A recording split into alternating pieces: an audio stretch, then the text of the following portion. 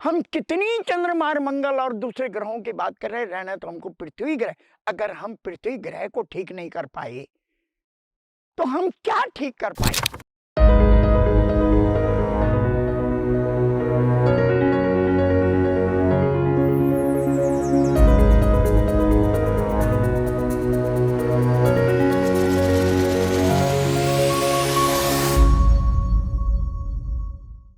उत्तराखंड के रुद्रप्रयाग के कोटमल्ला गांव के रहने वाले जगत सिंह चौधरी ने बीते 4 दशकों में एक ऐसे मिश्रित वन को विकसित किया है जिसमें देवदार, बांज, चीड़ जैसे 70 तरह के 5 लाख से अधिक पेड़ हैं। फिलहाल उनका जंगल 3 हेक्टेयर से अधिक दायरे में फैला हुआ है, जिसमें पानी को जमा करने के लिए 200 से भी अधिक बांध बने हैं। जगत सिंह का जंगल स्थानीय रूड़े जनजाति के लिए आजीविका का साधन बना हुआ है तथा उनके गांव के 40 आदिवासी परिवारों को इस जंगल से सीधे फायदा मिल रहा है। उनके प्रयासों से पानी के सूख चुके स्रोत पुनर्जीवित हुए हैं। अब ना सिर्फ उनके गांव की महिलाओं को जलावन और चारे के लिए 10 किलोमीटर दूर जाने से राहत मिल गई है, बल्कि उन खेतों में भी खेती संभव हुई है जिसे किसानों ने बंजर समझकर यूं ही छोड़ दिया था। और यही कारण है कि लोग उन्हें प्यार से जगत सिंह जंगली बुलाते हैं। आइए उनसे कुछ बातचीत करते हैं। आपके हिसाब से वनों का क्या महत्व है? जो जंगलों की बात आती है तो मेरा शुरू से ये मानना रहा है कि मिश्रित वन होने चाहिए।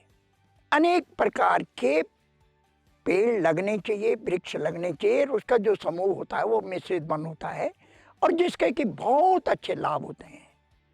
मैं 1973-74 से पहले और उस दौरान भी बॉर्डर सिक्योरिटी फोर्स में सेवारत था। मैंने 71 की लड़ाई भी लड़ी, जम्मू कश्मीर में रहा मैं।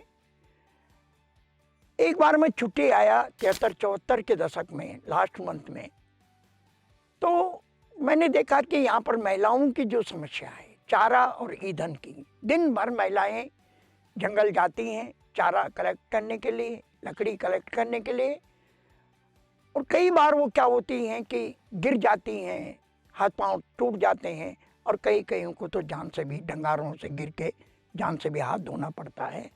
और ऐसी घटनाओं को देखते हुए जब घटनाएं हुई तो मेरे मन में एक बात आई कि अगर हम अपने गांव के नजदीक ही चारा और ईंधन की समस्या का समाधान कर दें तो हल निकल सकता है कि महिलाओं का दूर जंगलों में जाना कम हो जाएगा। और चारा और ईंधन की समस्या के समाधान के लिए मेरे पास ये जो मेरा बंजर भूमि थी उसका मैंने चयन किया, और मैं लगातार यहाँ पर एक भी यहाँ पर वृक्ष नहीं था, बिल्कुल बैरन पड़ी हुई थी लैंड थी और कई समस्याएं थी। तो मैंने यहाँ पर अनेक प्रकार के वृक्षों का रोपण करना शुरू किया, नर्सरी बनाई। जो मेरे सामने समस्या थी वो था मृदा का चरण, क्योंकि यहाँ पर पूरी मिट्टी ढलवान हो गई थी जमीन, तो मुझे मिट्टी को पहले रोकना था और रोक करके उसको उपजाऊ बनाना था। ऐसे में मैंने ट्रेंचेज बनाए, मेंढे बनाई, और इस बंजर में मैं मिट्टी को रोकने में सक्षम हुआ, जिससे छोटी छोटी घासें उगनी शुरू हुई। उनमें अनेक पेड़ों को ला करके यहाँ पर मैंने लगाना शुरू किया, अनेक प्रजाति के वृक्षों को लगाया, और उसके बाद धीरे धीरे करके यहाँ पर पेड़ होने लगे। और जो मेरे धीरे काम करते करते मेरी समझ में आई बात कि यहाँ पर पक्षियाँ भी आने लग गई, और पक्षियाँ आने लग गए, वन्य प्राणी आने लग गए, कीट पतंगे आने लग गए। तो उससे क्या हुआ कि और अधिक कई वृक्ष तो अपने आप भी उगने लग गए उनके बीज से। तो मेरी समझ में एक बात आई कि चारा और ईंधन की समस्या के समाधान के लिए हमें काम करना होगा, मिश्रित वनों का विकास करना होगा। और 1980 में मैं परमानेंटली घर आ गया, और तब से मेरी दिनचर्या 80 के बाद की दिनचर्या मेरा ये जंगल है, ये मिश्रित वन है, जहाँ पर कि मैं रात दिन काम करता रहा हूँ। और काम करते करते आज ये 4-5 लाख मिश्रित प्रजाति के वृक्षों का जंगल खड़ा हो गया। इसी के अंदर मेरी आजीविका भी है। और जो सबसे बड़ी भारी बात हुई कि समाधान के साथ साथ जो एक और समाधान निकल आया, वो था कि इसके जड़ में पानी का स्रोत विकसित हुआ, और उस पानी के स्रोत के विकसित होने से गांवों की कम्युनिटी को भी लाभ मिलना लग गया, और कम्युनिटी भी लाभान्वित होने लग गई। तो जल, जमीन और जंगल, ये जो तीन चीजें थी, और इससे जो जीवन बना, वो जीवन एक अच्छा जीवन, शुद्ध हवा, शुद्ध पानी और शुद्ध मिट्टी ने जो एक नया तारतम्य जोड़ा। ये जो पत्ते गिरे, उससे यहाँ बायोमास बना, मिट्टी बनी। उस दिशा में मैंने काम किया, और काम करते करते मैं फिर ये सतत रूप से चलता रहा। आज ये मिश्रित वन है, काफ़ी बड़ा है, 5 लाख से अधिक पेड़ों का मिश्रित वन है, और आज ये जैव विविधता से परिपूर्ण है। और जैव विविधता से परिपूर्ण होने के बाद आज यहाँ पर हर चीज़ की सुविधाएं हमें प्राप्त हो रही हैं। उसके बाद 10-15 साल पहले मेरा एक बेटा है, वो मेरे साथ काम करता रहा बचपन से, लेकिन उसने एमएससी इन्वायरमेंट साइंस से की, और ये मेरा बड़ा भारी सौभाग्य है कि उसका इस दंगल में इंट्रेंस हुआ, और उसने इस मिश्रित वन में एक वैज्ञानिक सोच को विकसित किया। एक वैज्ञानिक सोच जिसमें कि मैक्रो क्लाइमेट के लिए स्टोन टेक्नोलॉजी है, वुड टेक्नोलॉजी है, पिट टेक्नोलॉजी है। ऐसी टेक्नोलॉजियों को उसने अपने जो ज्ञान उसने एमएससी एनवायरनमेंट साइंस में प्राप्त किया, उसका लाभ भी मेरे परंपरागत ज्ञान में विज्ञान जुड़ गया। वनीकरण में क्या चुनौतियां हैं? सबसे बड़ी भारी बात है कि जिस दशक में मैंने काम प्रारंभ किया था, वो ऐसा दशक था कि जहाँ पेड़ लगाने की बात, पर्यावरण की बात तो होती ही नहीं थी। लेकिन मैंने जब यहाँ पर वो जो मैंने समाधान बताया आपको कि उसका मुझे समाधान चाहिए था, और उसी समाधान की दिशा में मैंने प्रयास शुरू किए। तो सबसे पहले जो मेरे सामने कठिनाई ये आई कि जो यहाँ की सारी जो सॉइल थी, उपजाऊ मिट्टी थी, वो बह गई थी क्योंकि ढलवा ज़मीन थी। उसको रोकने के लिए जो मैंने काम की, वो मिट्टी को रोकना पहले मेरी समस्या थी कि मैं इसकी जो मिट्टी भूस्खलन हो रहा है, उसको मैं कैसे रोकूं। उस दिशा में मैंने यहाँ पर काम किया। उसके बाद यहाँ पर चूंकि घास नाम की कोई चीज़ नहीं थी, जब मिट्टी नहीं थी, कोई पेड़ नहीं थे, कुछ भी नहीं था, तो घास, तो मैंने जब देखा कि यहाँ पर छोटी छोटी घासें उगनी शुरू हुई, तो उसका मैंने संरक्षण करना शुरू किया। वो जो छोटी छोटी घासें उगनी शुरू हुई, और मैं इधर उधर से भी ला करके यहाँ पर उनको जर्मिनेट करता रहा, लगाता रहा, जिससे कि और वो फैलती गई। और उसके बाद जब मिट्टी यहाँ पर रुक गई, सॉइल रुक गई, सॉइल अच्छी हो गई, मिट्टी उपजाऊ हो गई, तो अपने आप चीज़ें पनपने लग गई। फिर जगह जगह से पेड़ लाया। फिर मैंने एक छोटी नर्सरी यहाँ पर बनाई, उसमें पेड़ उगाने शुरू किए। दूर से मैं पानी लाता था, क्योंकि यहाँ पानी का स्रोत नहीं था तब। अब तो पानी हो गया है 40 सालों के बाद, लेकिन तब नहीं था। तो दूर से पानी लाके उस नर्सरी में पेड़ों को उगाया, और फिर यहाँ पर लगाना शुरू किया। आपके वन में पौधों की कितनी विभिन्न प्रजातियां हैं? मैंने सबसे पहले कोशिश की कि जो मेरी स्थानीय प्रजातियां थी, जो वृक्षों के स्थानीय प्रजातियां होते हैं, उनको पाने में मैंने प्रयास किया कि पहले उनको पन पाया जाए, और उसमें मुझे काफ़ी सफलता भी मिली। जैसे ओक है, बांज है, बुरांस है, काफल है, जो हमारी यहाँ की लोकल प्रजातियाँ हैं। चारा में है, भीमल है, खड़ीक है, कचनार है, ये जो चारा पत्ती के पेड़ हैं, इनको पनपाने में मैंने प्रयास कर, जिसमें मुझे काफ़ी सफलता प्राप्त होती गई। और उसके बाद फिर मैं अन्य प्रजातियों का यहाँ पर रोपण करता चले गया, जिससे कि ये एक मिश्रित प्रजाति का जंगल बन के खड़ा हो गया। हिमालयी पर्यावरण के लिए क्या चुनौतियां हैं? हिमालय शुरू से ही, क्योंकि नया हिमालय बन रहा है, ये सेंसिटिव रहा है।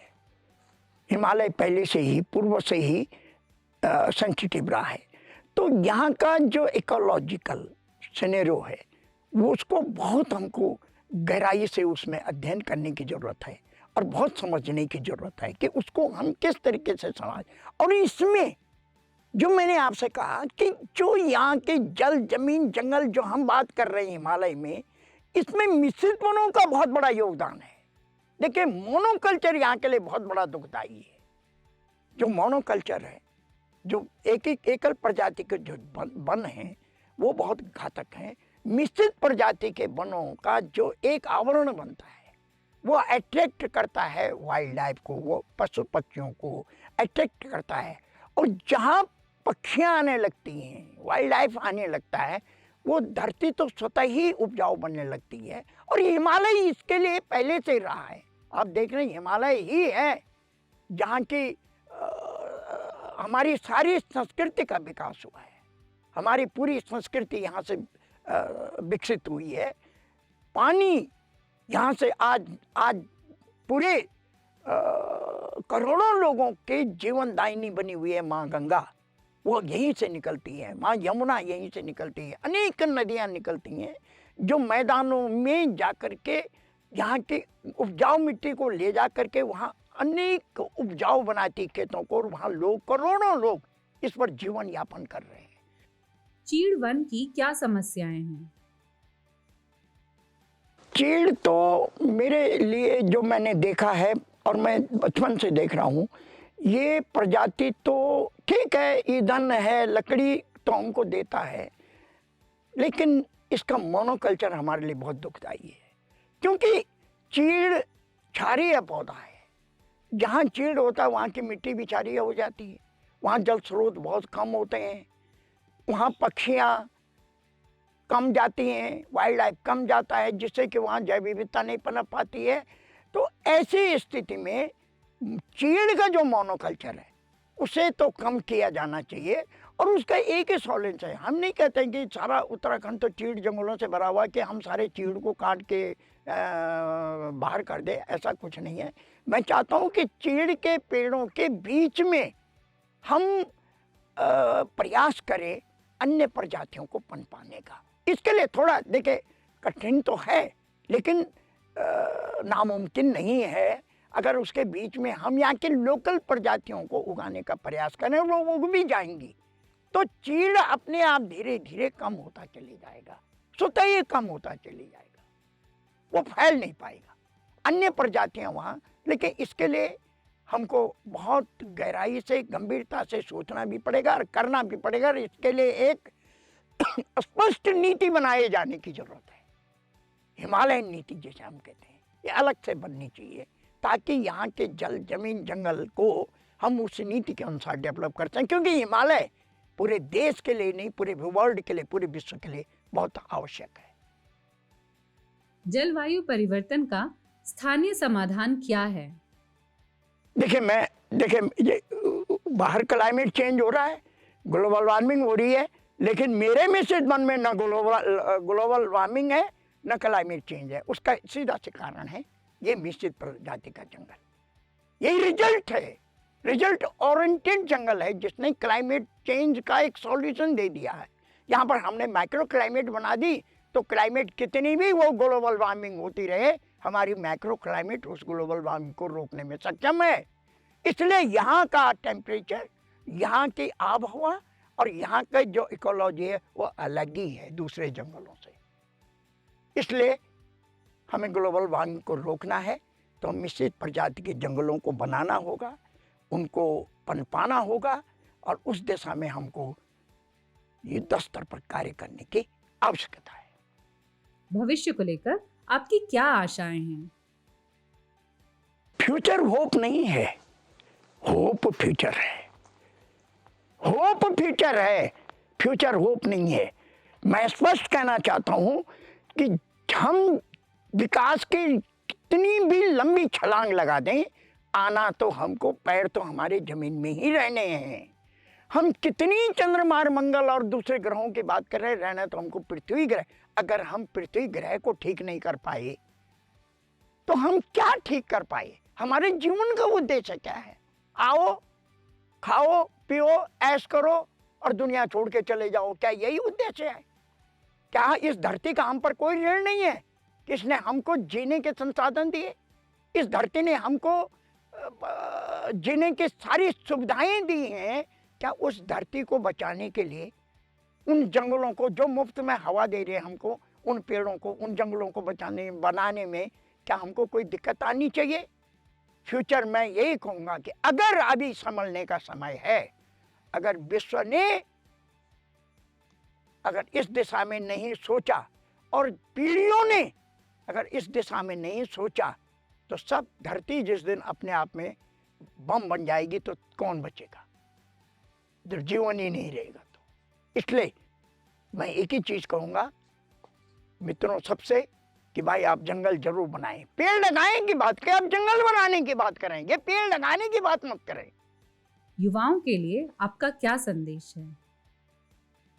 मैं एक ही बात कहूंगा कि मैं हर आदमी को एक बात बताना चाहता हूं कि आप क्या लेके आए।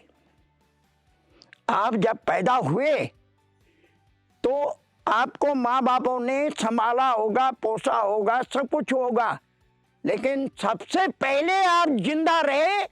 मुफ्त में जो हवा आपको प्राप्त हुई, जो ऑक्सीजन आपको मिली, उसके दम पर आपने जीवन जिया। उसको आपके माँ बापों ने खरीदा नहीं, उसका व्यवसायीकरण नहीं हुआ।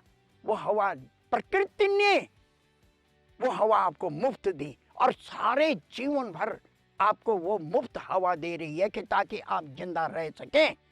अगर जब प्रकृति ने, जंगलों ने हमको जिंदा रखने की इतनी बड़ी विधि हमको सौंप दी, तो क्या हमारा कर्तव्य नहीं बनता कि हम जंगल लगाएं और जंगल बचाएं?